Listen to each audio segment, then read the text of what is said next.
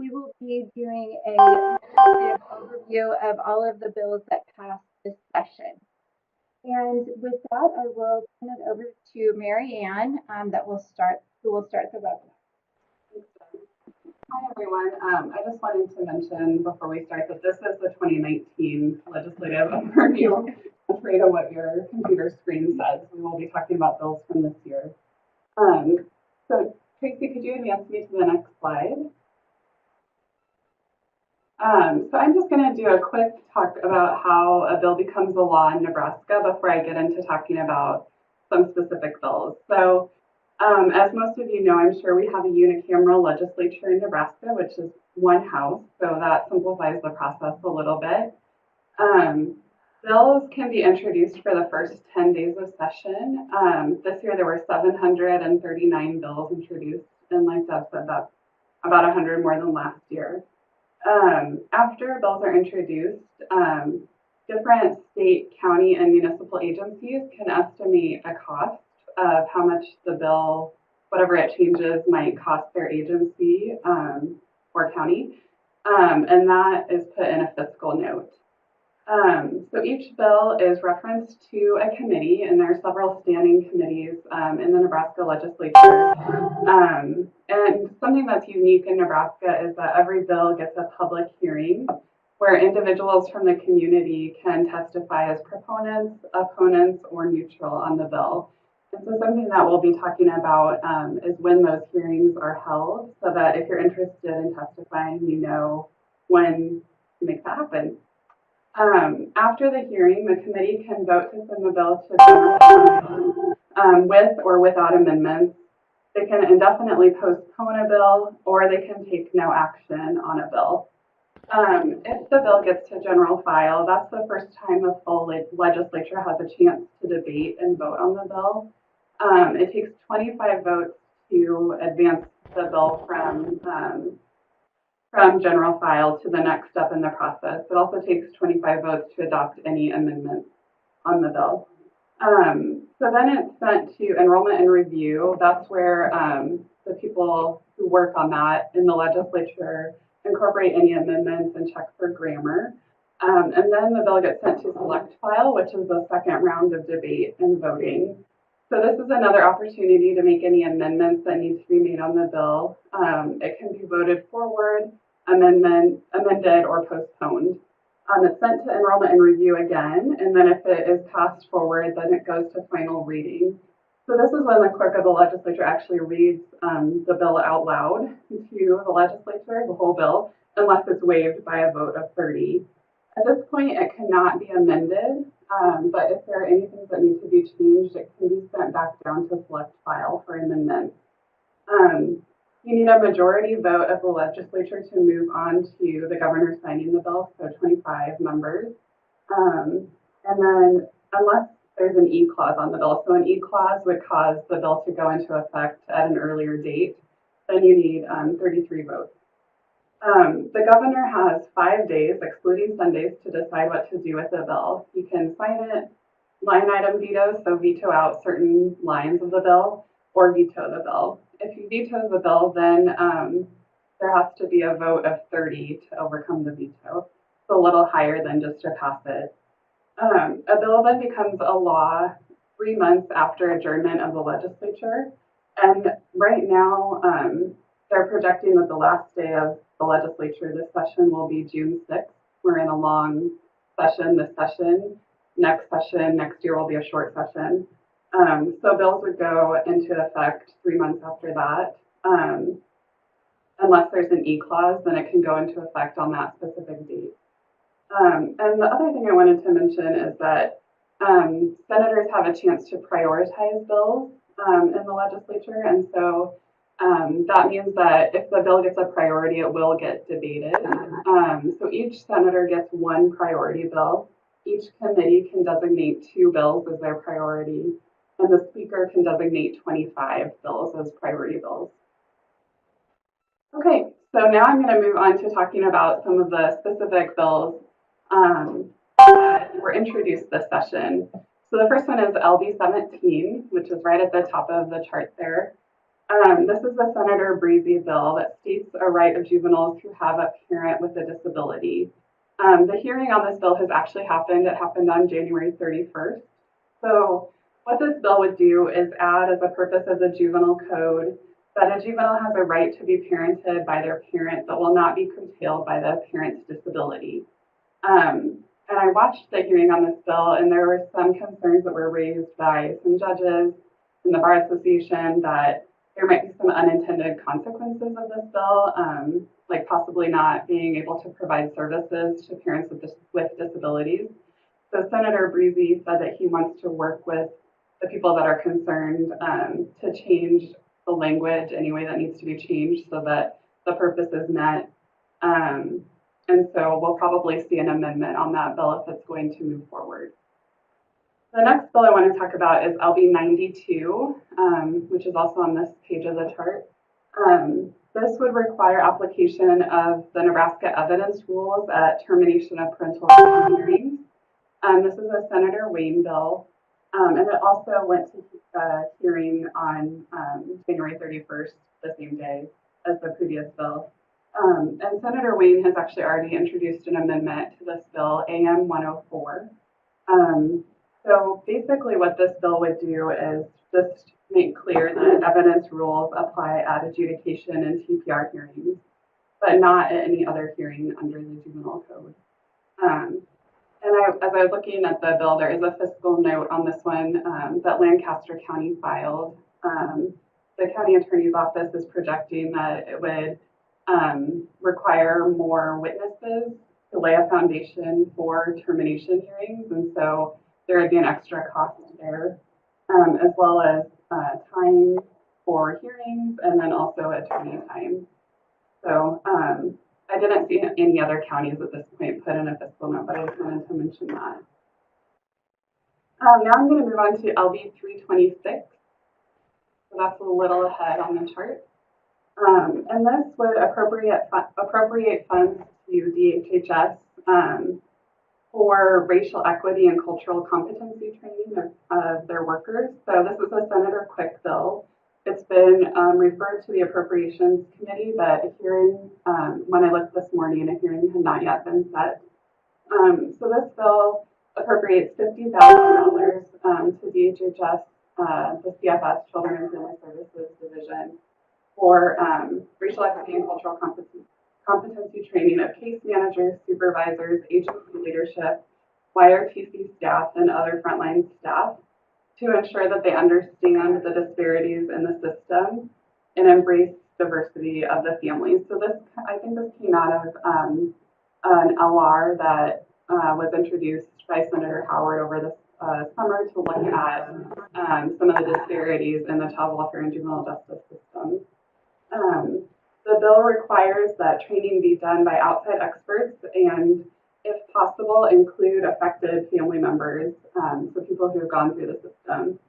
And it also clarifies that this training is to be done for not only new workers, but existing staff, and that DHHS should look into using Title IV-E funds for this.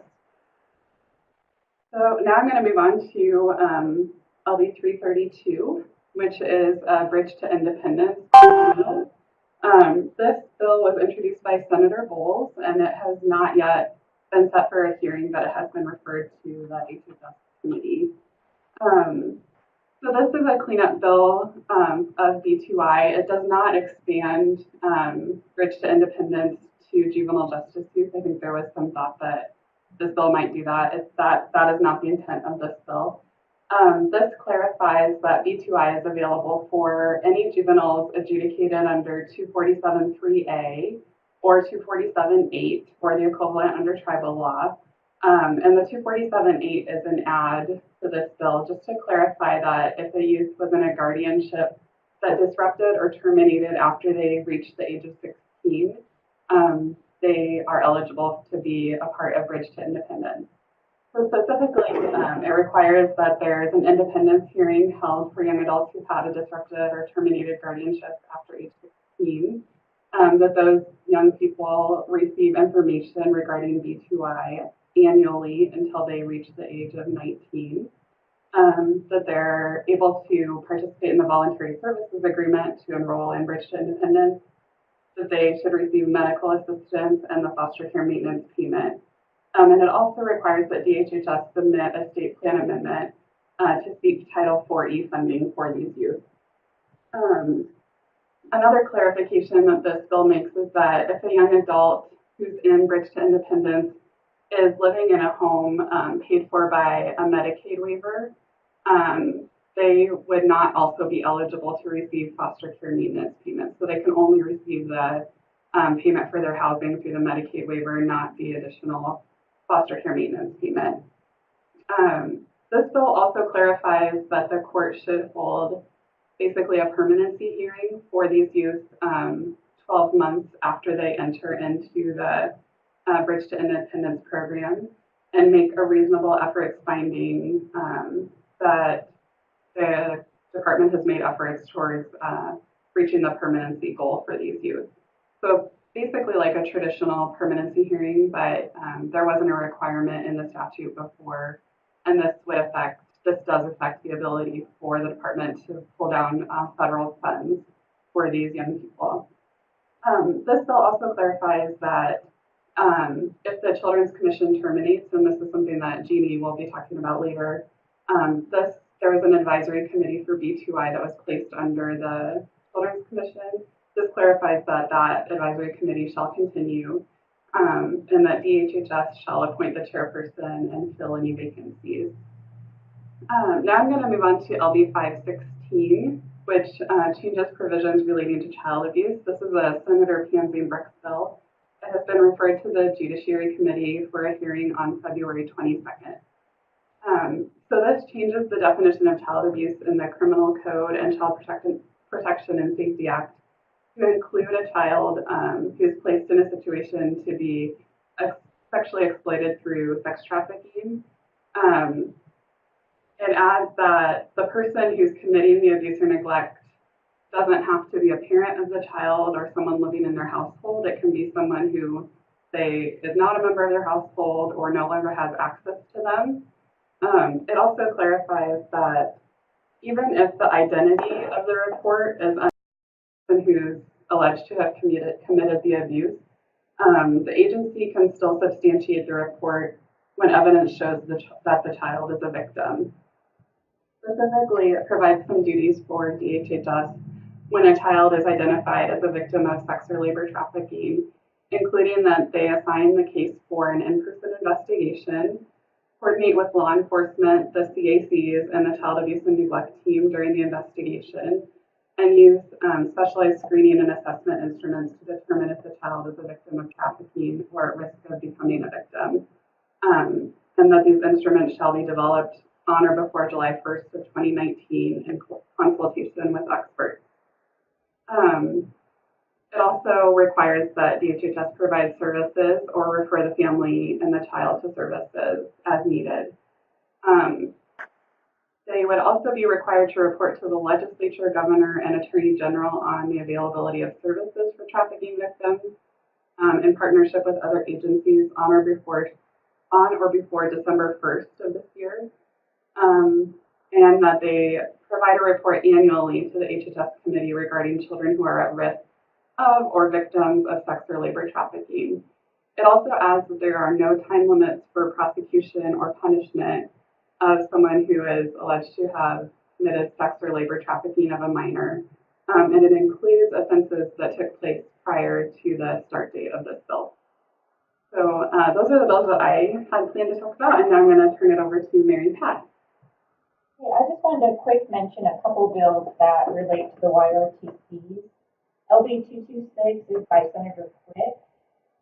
This allocates money to DHHS for both YRTCs for staffing and programs, as well as an evaluation requirement for the facilities and the programs. And Senator Lowe has LB 485, and this appropriates $2 million for a fence around the Kearney YRTC. And both of these bills are in front of the Appropriations Committee, and no hearings have been set yet when I looked this morning. LB 198 is introduced by Senator Halloran. It's in front of the Judiciary Committee, and no hearing has been set yet. This creates the offense of use of a facility firearm to commit a felony. In fact, felony firearm is defined in this LB as a toy, a replica, a starter pistol, or other object that reasonably looks like a firearm. That's just one interest me since we all deal with juveniles. A couple of juvenile justice bills that I wanted to mention. The first one is by Senator Pansing Brooks. It's LB 230. It's also in front of the judiciary, and the hearing is set for February 14th. This changes the parameters as to reasons and time allowed for room confinement of juveniles in a juvenile facility. The bill adds some language to the area that if a juvenile is confined for longer than 1 hour in a 24-hour period, it will have to be documented and approved in writing by a supervisor. It also added that the use of consecutive periods of room confinement to avoid the intent or purpose of this section is prohibited. My assumption is that they may be targeting confining a juvenile for 50 minutes, letting him or her out for 5 or 10 minutes, and then confining them again to get around the language in the bill. That's just my assumption. The bill also includes new language that states that a facility can't use room confinement as a punishment or a disciplinary sanction as a response to staff shortage or as retaliation against juvenile by staff. The next bill I wanted to talk about is by Senator McAllister. It's LB 510. It's also in the judiciary. It's set for hearing on February 20th. Give Tracy some time to get there. It's a pretty short bill. Basically, it excludes a person adjudicated as a juvenile in another state and having to register as a sex offender if under Nebraska law, they would not have been a duty to register for his or her crime. The next bill I wanted to mention, it involves the Student Discipline Act.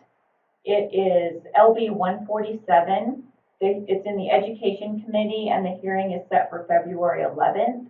This adds some language to the act that describes when a teacher or administrator can restrain a student or may use necessary physical contact with a student.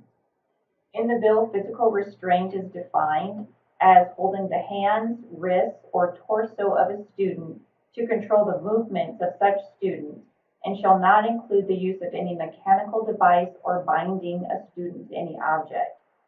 There is no language in the bill about any special training teachers or administrators would have to undergo to learn how to safely restrain a student. The next bill I wanted to talk about is LB 343. It's by Senator Halloran. It is also in front of the Judiciary Committee, but no hearing had been set as this morning. This bill authorizes the school to allow school employees to carry concealed handguns at school and school activities pursuant to a program developed under a new School Safety Rapid Response Option Act. The language of this new act is also contained in the bill. In the new School Safety Rapid Response Option Act, it states that the governing authority of a school may develop a program authorizing school employees to carry concealed handguns.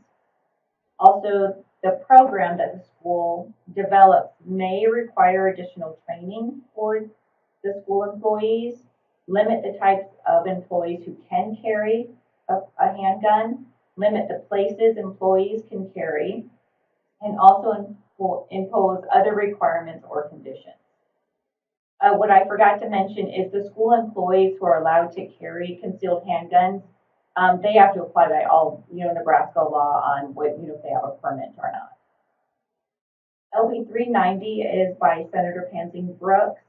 It is in front of the Judiciary Committee as well. The hearing is set for February 14th. This is all new language, and it relates to safety of students and staff in schools. There's a part that calls for parents to be notified as soon as reasonably possible when a student is in contact with either a school official or law enforcement for disciplinary reasons. And this language lays out that via a memo of understanding, it will be clear what the duties of the that the duties of a school is to take care of disciplinary issues, and duties of SROs is as to school safety and law violations. And there is also a detailed listing in the bill of what training a resource officer and a security guard and administrators would have to go through to abide by the new law. LB 589 by Senator Chambers. It's in front of the Judiciary Committee. The hearing is also set for February 14th. And this language says no peace officer, on duty or not, shall serve or work as a school resource officer. It does allow for peace officers to respond normally to any calls for help at a school. Senator Wayne has introduced LB 495. It's in the Education Committee, and the hearing is set for February 11th. And this implements a statewide system to collect data on school disciplinary measures, like number of expelled students, number of times a student is in in-school or out-of-school suspension. And it also collects detailed data on law enforcement referrals. And the statewide system will also collect data as to race, ethnicity, gender, grade level, and IEP of the student. And those are the bills that I wanted to mention. Okay, so now we'll turn it over to Lori Harder from DHHS.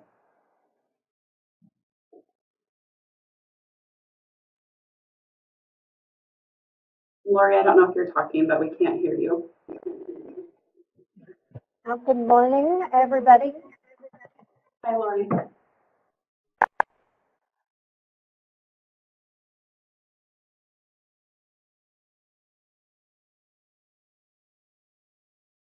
Lori, we seem to have lost you again.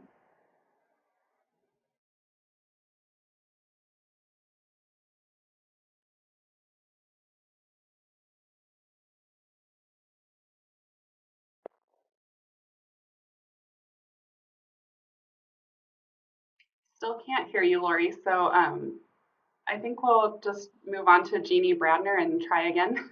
So Jeannie, do you want to go next? Absolutely. Good afternoon. Can everybody hear me okay? I'm going to assume.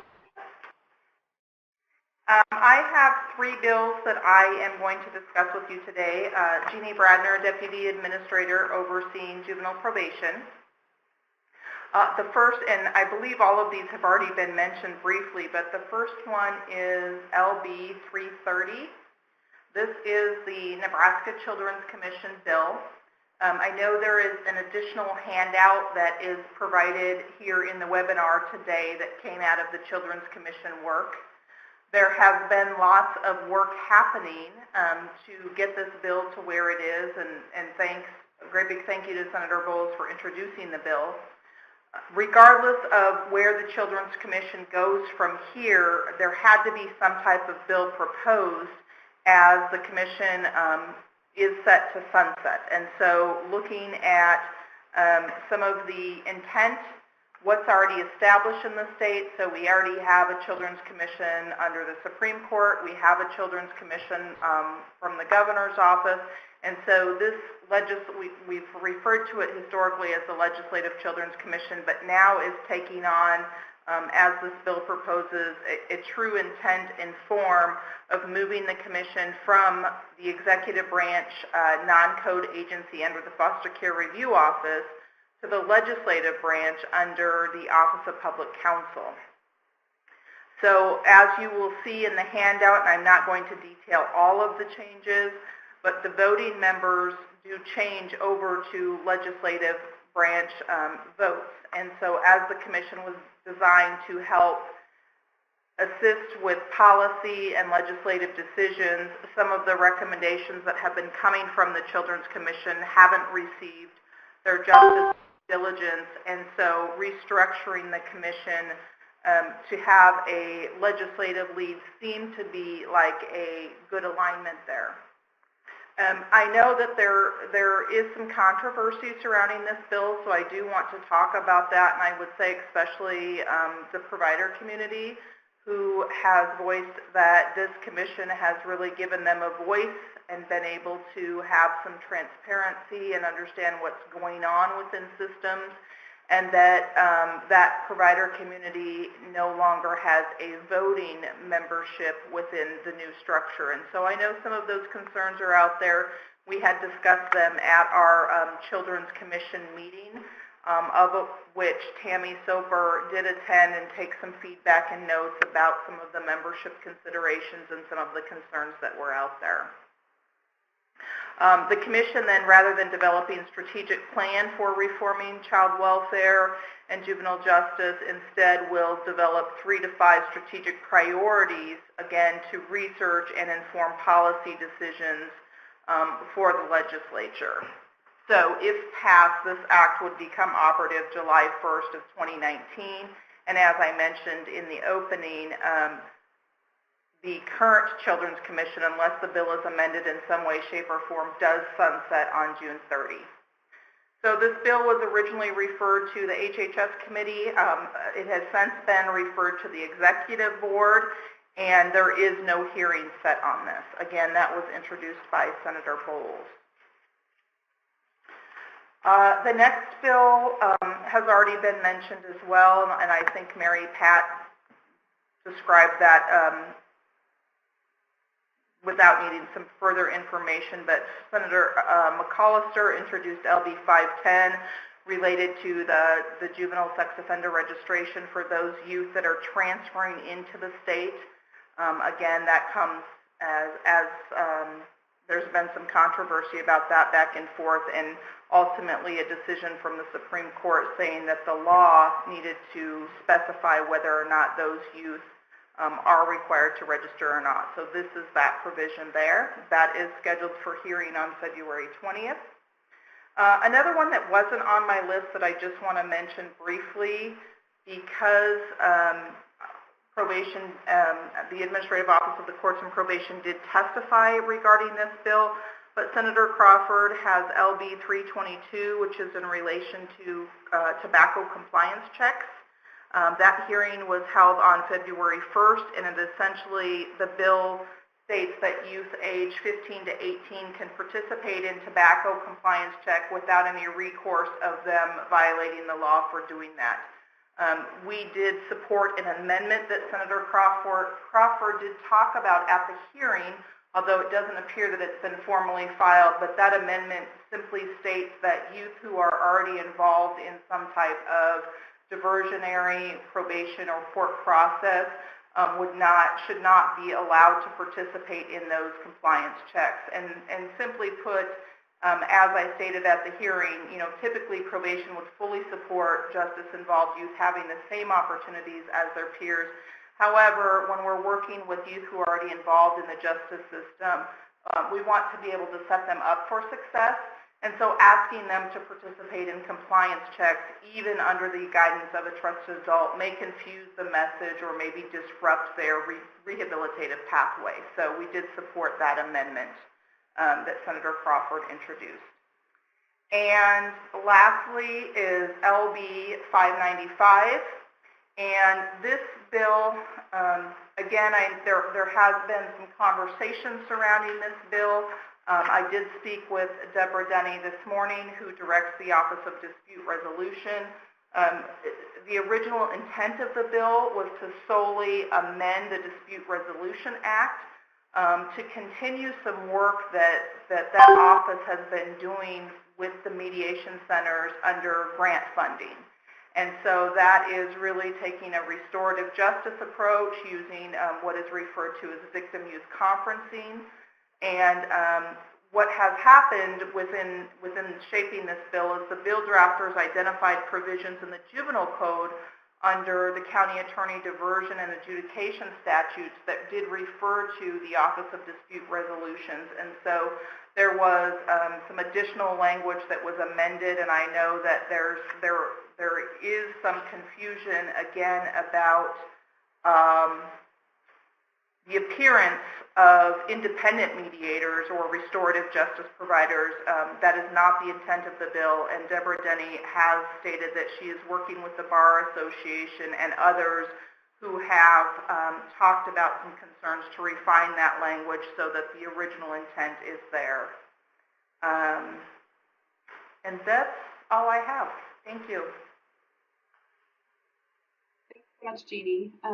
Lori, let's try this again. Are you there? Hey, this is Lori. Can you hear me? Yes. Okay. We were looking at LB 168, which is conversion therapy identified as child abuse. We don't have any position as an agency on that bill.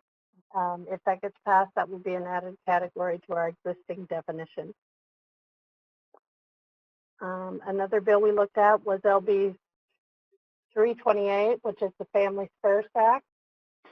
We're reviewing that bill. We don't believe state legislation is required. This is a bill that addresses funding. Title IV funding is used primarily for foster care, and the federal government has passed this legislation to allow us to use those funding sources as a prevention to foster care. We continue to wait for additional guidance from our federal partners through program instruction. So we're waiting for clarity around that, but we believe that the federal legislation authorizes us to comply with that. We're required to comply with all federal legislation, so we did not see that bill as necessary to move forward. And it has not been set for hearing as far as we're aware. We looked at LB 388 and 389, which are bills from Senator Howard, which deal with termination of parental rights and guardianship. We have engaged in conversations with the senator about some suggested modifications to the bill. Our concerns relate primarily to the adherence of ICWA to situations where we have sibling groups and we would be having permanency for perhaps some children and not another through TPR process. So we were just asking for clarity for those legislative proposals.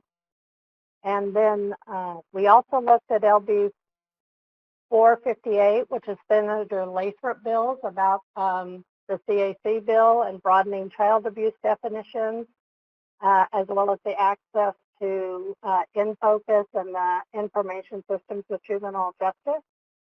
We recently had an audit, a CAFR, that indicates that access is an issue for us because in InFocus, you're able to access other program information. There are no firewalls for Medicaid or protected health information or HIPAA information, so that's concerning for us related to that bill. And the last bill we have is 539, which is APS and a redefinition of abuse. And we have no position on that bill. And we don't believe it's set for hearing.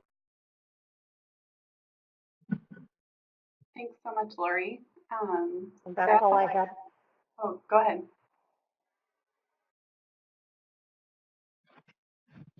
We'll move on to Sarah Hill. Okay, hello everyone.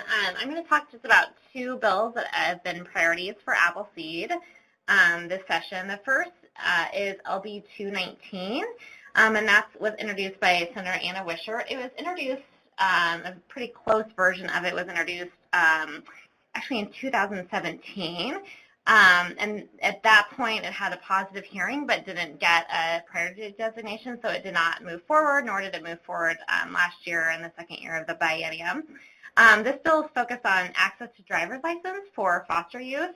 And just by way of a little bit of background, for most of us, driver's licenses are a rite of passage and helpful for foster youth in particular in terms of normalcy and the ability to pursue their goals related to work and education.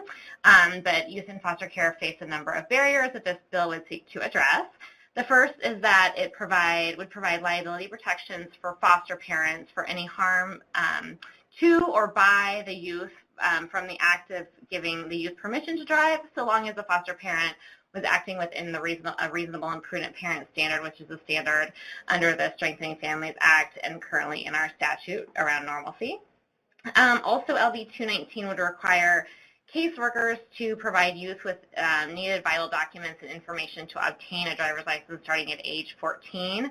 The federal and Nebraska Strengthening Families Act requires states to provide youth with a certified copy of their birth certificate, Social Security card if eligible, and a driver's license or state ID at the time they exit foster care. So, well, actually it's federal, it's 18, 19, or 21 in Nebraska, but this is typically later than most teenagers are getting their learner's permits and driver's license, which is inconsistent with the idea of normalcy. So LB 219 would require caseworkers to provide these documents at a more appropriate point of time and also provide youth with information, planning and assistance, and a driver's manual, and help in identifying driver's education courses, potential means to access the car to learn to drive as part of the transition planning process that already exists. And then LB 219 would also make clear that youth in foster care aren't treated any different in the process of obtaining a driver's license because they are foster youth. While families, foster parents, and caseworkers should discuss their responsibility and safety needed to become a driver, parental permission under our existing statute is not required by the DMV. Under existing statute, in order for minors, whether system involved or not, to obtain a driver's license, but this has been an area of confusion as to whether youth in foster care needs caseworker or foster parent permission.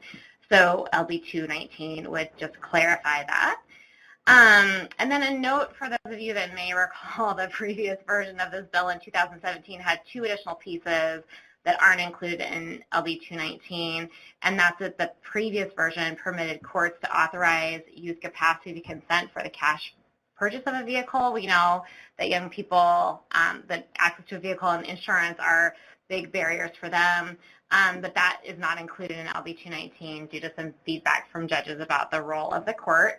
And then the previous version also directed the SFA committee of the Nebraska Children's Commission to examine some of those broader solutions around access to insurance for foster youth, get the Department of Insurance and the DMV as part of those conversations.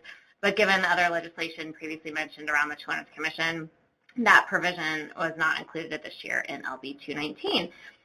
The bill had a hearing last Thursday in front of the Judiciary Committee, and so we'll just be watching that moving forward.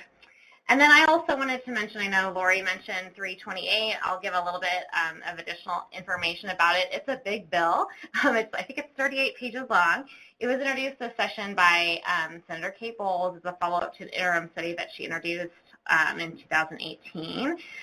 It does two main things. As Lori said, it implements the Federal Family First Prevention Services Act into state law, specifically provisions related to providing services to children who are at risk of entering foster care and their parents or kin caregivers, as well as pregnant and parenting foster youth, and helps them get access to substance abuse and mental health treatment and parenting education. It also implements new federal limitations on congregate care, including a new placement setting called Qualified Residential Treatment Program, or QRTP, and requirements for assessments determining a treatment need for congregate care and court oversight of those placements. And so, that particular piece I think is helpful to have in statute in terms of requirements. I'll just highlight for this audience for court findings and review of those placements. The bill also authorizes the Kinship Navigator Program, for which HHS has received a federal grant. The second main kind of piece, I would say, of LB 328 is that it creates statutory authority and parameters around non-court involved cases. So non-court involved and voluntary are about half of all cases in Nebraska child welfare system now, but there's no statutory authority or provisions around those cases, and not a lot of regulatory guidance. So this bill provides some authority and clarity around the front door to the system, including some changes to the hotline intake and initial assessment processes. And then finally, the bill, as I said, it's 38 pages, makes the family finding pilot permanent. That was a bill introduced a few years ago by Senator Bowles, and it continues that on. This bill has been assigned to the HHS committee and has not been scheduled yet for hearing. So, and with that, I think I turn it over to Juliet. Is that right? Yes, I think I'm the last one. So somebody stop me if I'm not supposed to be talking now. But yeah, thanks for inviting me. I'm Juliet Summers with Voices for Children, and I'm going to talk to you all about focusing on 3 juvenile justice related bills today. So the first is LB 231. This is a bill by Senator Pansing Brooks. It is, I think, her 4th run at statewide automatic early appointment of legal counsel in juvenile court cases. So not to detail too much history for everyone who's probably followed it and knows, but after several versions of this bill over the past few years, the state of the law currently regarding legal counsel in juvenile court is that in our 3 largest counties, so counties with over 150,000 residents, the statute requires that in any juvenile court proceeding that would be a delinquency or a status case, that defense counsel be appointed for the juvenile at the time the petition is filed. And in the rest of the state, the constitutional gold standard and our, obviously our statute around, due process rights and waiver of counsel applies. So that means that in our 3 largest counties, kids are required statutorily to be automatically appointed counsel at filing, and in the rest of the state, it's county by county what the court practice would be in terms of either automatically appointing or offering the right to the child in a colloquy at the first appearance, and what language is used in that colloquy for the child to understand what the right is and whether or not to waive it. So this year, Senator Pansing Brooks wants to close that that loop and apply the automatic early appointment standard statewide. She has included this year a payment mechanism for that, which would, so there's, the bill also creates a juvenile indigent defense fund by means of an additional $1 filing fee. So that those $1 filing fees would go to a fund administered by the Commission on Public Advocacy, and any county that sees their juvenile costs increase as a result of this bill would be able to apply to that fund to draw on for grants to help offset the cost of providing legal counsel for indigent kids. So that's LB 231. LB 354 is also a bill from Senator Pansing Brooks, co-sponsored by Senator Matt Hansen. And this actually had a hearing last week. I should note that the Access to Counsel bill has not been scheduled for hearing yet. So 354 already had a hearing. It is in some ways cleanup, clarifying, and also strengthening bill surrounding our juvenile record sealing statute. So one of the materials that I provided you should be able to download is it says LB 354's document that Christine Henningsen with Nebraska Youth Advocates created and graciously said I could share, which compares our current record sealing statutes to the changes that the law would make. And there's quite a few of them. Most are sort of clarifications or shoring things up. But kind of the major substantive change is around automatic sealing of records. So the LB 354, if it were to pass, it would change our process for automatic sealing of records to if the juvenile successfully completes the orders of the court or probation, the record is automatically sealed at that time rather than waiting until they turn 17 or requiring it by motion of the child. So it would be automatic at the time the case closes. In cases where, for one reason or another, the record is not automatically sealed, so say an unsuccessful unsat term of probation, it lays out a process by which the youth can return in 6 months or at their 19th birthday, whichever is sooner, to request that, to move that the record be sealed. And it lays out the process for that, sets the burden at preponderance of the evidence, updates the factors that the court should consider, and contains, sort of notice and response provisions related to that. those are the major pieces on that bill. As you can see from the table, there are quite a few other details. If anybody has any specific questions about it, I'd be happy to try to answer. But in the interest of time, I will move on at this point to LB 391, which is my third bill I'm going to talk to you about. It is a bill from Senator Matt Hansen. It relates to Miranda and custodial interrogation of minors. And so specifically in the context of delinquency or status cases where there's a custodial interrogation for the purposes of proceeding with a charge potentially against that child. So what that bill requires is that whenever a peace officer takes a minor into custody under the certain subsections of our law that relate to the child themselves being arrested or charged with something, then the officer must immediately take reasonable measures to notify the child's parent or guardian. And then also, so in addition to that notification, it updates is the wrong word. It takes a stance about what the Miranda warnings should look like for a minor in police custody.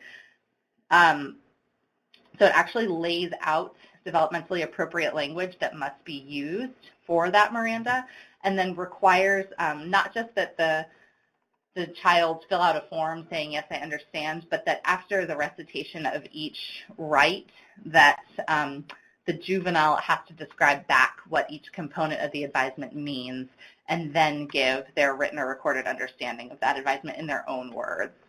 Then the final piece of this bill is that essentially creating a Miranda invocation if the minor asks for their parent or guardian in addition to asking for a lawyer. So if the minor requests to speak to a parent or guardian, relative, or attorney before or during an interrogation, then the law says that, or the law would say that all questioning must cease until that person arrives. So essentially extending the protection of Miranda as it regards attorneys to parents, guardians, custodians, relatives in the case of a minor who's in custodial interrogation. And then when that person arrives, Miranda warnings need to be given again prior to the interrogation continuing. I think that is all for me. I'd be happy, as I'm sure all of us would, to answer any questions about any of the bills we've talked about, and I'll turn it back over to CIP. So much, Juliet. And yes, like Juliet said, we would open it up for questions. Now we have about 2 minutes left. Jeannie, I did see one comment regarding the Children's Commission from Ron Cook. It says, so there will be no input from the communities or service providers, only legislators. I was wondering if you would want to clarify that a little bit.